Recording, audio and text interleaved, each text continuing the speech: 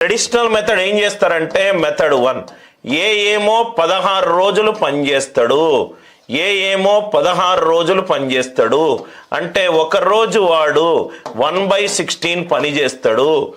C తోటి కలిసి 6 days పనిచేశాడు అంటే 6/16 పనిచేస్తారు అంటే వాడు 3/8 పనిచేస్తాడు. కాబట్టి వాడికి 3/8 ఆఫ్ టోటల్ ఇన్కమ్ 150 రూపాయలు రావాలి. ఇది మీరు చేసే పద్ధతి, ఇది మీరు చేసే పద్ధతి. అసలు మీరు బేసిక్ లాజిక్ని మిస్ అవుతున్నారు కాబట్టి మీరు ఇలా చేస్తున్నారు సార్. అనేవాడు 16 రోజులు పనిచేస్తాడు, రోజుకి 1/16. సితో కలిసి 6 రోజులు పనిచేస్తున్నాడు, 6 రోజులు పనిచేస్తున్నాడు కాబట్టి 3/8. వాడు 3/8వ వంతు పనిచేస్తున్నాడు కాబట్టి 3/8 ఆఫ్ 450, 3/8 ఆఫ్ 450. ఆన్సర్ ఎంత? 150. ఇది చెయ్యండి. ఎప్పుడు మీరు స్ట్రక్ అయినప్పుడు మీరు బేసిక్ లాజిక్ మిస్ అవుతున్నారు సార్. బేసిక్ ఇది కొంచెం ఆలోచిస్తే ఏమీ చెయ్యకుండానే ఆన్సర్ వస్తుంది సార్. ఏమీ చెయ్యకుండానే మనకు ఇంత క్యాల్కులేషన్ కూడా అవసరం లేదు. ఎన్ని డేస్లో పనిచేస్తున్నారు? 16:24లో పనిచేస్తున్నారు. ఇదేంటి సార్? డేస్ ఎఫిషియన్సీ ఇన్వర్స్లో ఉంటుంది. అంటే ఇది 2:3 అవుతే ఎఫిషియన్సీ 3:2. ఎఫిషియన్సీ 3:2. ఆన్సర్ 3:2 ఫార్ములా ఉండాలి. 3 అంటే 3 మల్టిపుల్ ఉండాలి. ఇది తీసేయండి. 53s are 52s are. Finish answer. 150, 100 and 150. ఏమి ఇదంతా ఎవడు చేయమన్నాడు అయ్యా నిన్ను? క్వశ్చన్లోనే వాడు అడిగాడు. ఏ అనేది 16 డేస్లో పనిచేస్తున్నాడు, బి అనేది 24 డేస్లో పనిచేస్తున్నాడు. 16 రోజులు పనిచేస్తే బి 24 రోజులు పనిచేస్తాడు. అంటే A:B డేస్ ఎన్ని నిష్పత్తిలో ఉంది? 2:3 నిష్పత్తిలో ఉంది. డేస్ 2:3 ఉంటే ఎఫిషియన్సీ ఏ నిష్పత్తిలో ఉండాలి? 3:2. ఆన్సర్ 3:2 రేషియోలో ఉండాలి. Answer exact question, exact answer options 3:2 నిష్పత్తిలో ఉండాలి. ఫస్ట్ వన్ 3 మల్టిపుల్ అయి ఉండాలి, బి తీసేశాను, సి తీసేశాను, రైట్. దాని తర్వాత 2, సెకండ్ వన్ 2 మల్టిపుల్ అయి ఉండాలి, రైట్. సో ప్రాబబ్లీ మీకు మోర్ దాన్ 1 ఆన్సర్ ఆప్షన్ ఉన్నప్పుడు, అన్ని ఆప్షన్లు 3:2 ఉన్నప్పుడు మీరు మెథడ్ చేస్తే దానికి ఒక రీజనింగ్ ఉన్నది.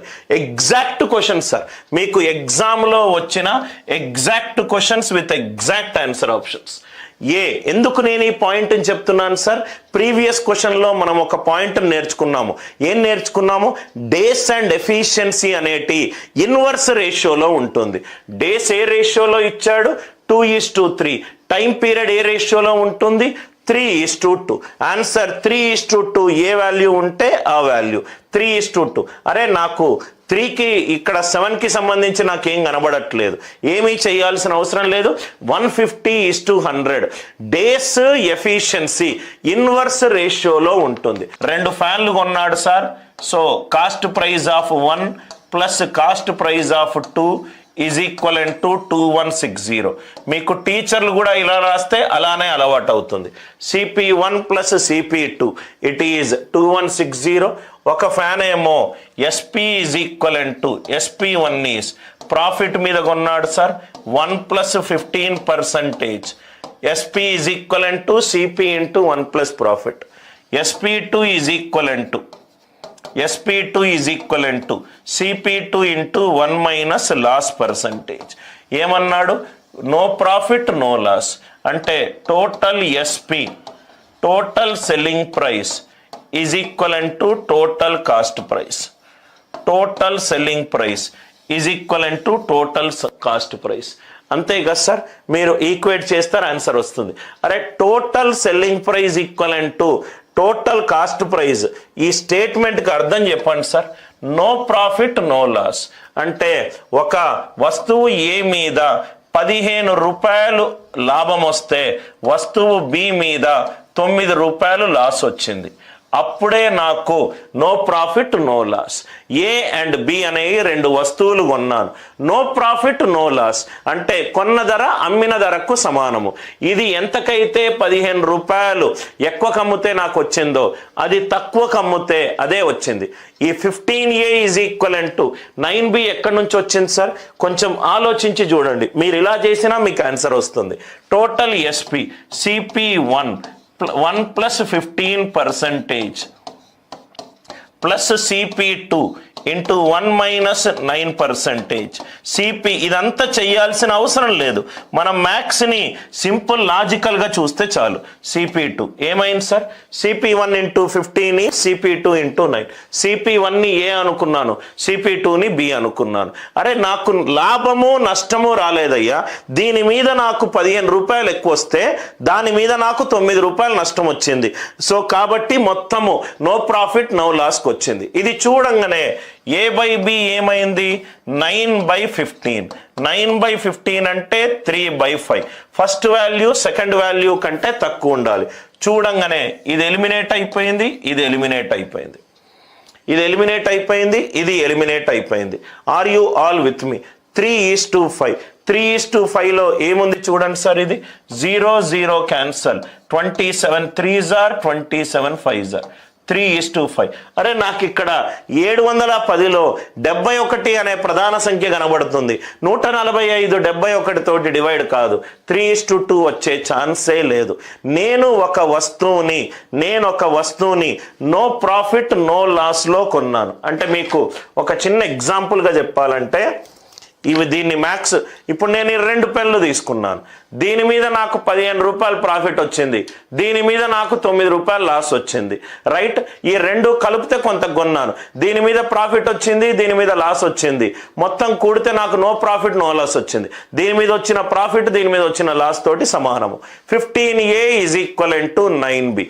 సార్ ఇక్కడ ఏ అండ్ బి ఏంటి సార్?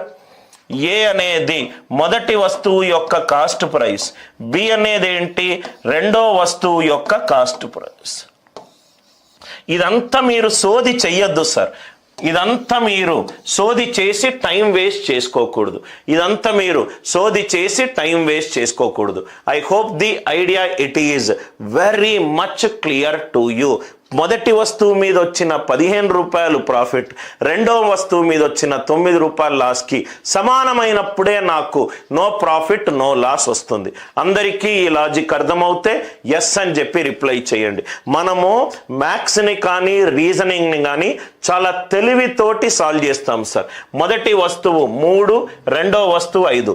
మొదటి వస్తువు యొక్క వాల్యూ రెండో వస్తువు వాల్యూ కంటే తక్కువ. ఇక్కడేమో మొదటి వస్తువు ఎక్కువ ఉంది, ఇది తీసేశాను. ఫస్ట్ మొదటి వస్తువులో 710, రైట్? 710 ఇదేమో 3 మల్టిపుల్ అని నాకు కనబడుతుంది. 710 3 మల్టిపుల్ కాదు, కాబట్టి ఏ తీసేశాను. ఆన్సర్ ఎంత? 8, 10 and 14, 50. ఐడియా ఏంటంటే ఒక original previous year exam course చూసుకోవడము, మీరు సాల్వ్ చేసే పద్ధతి plus Anil Nair's way of solving.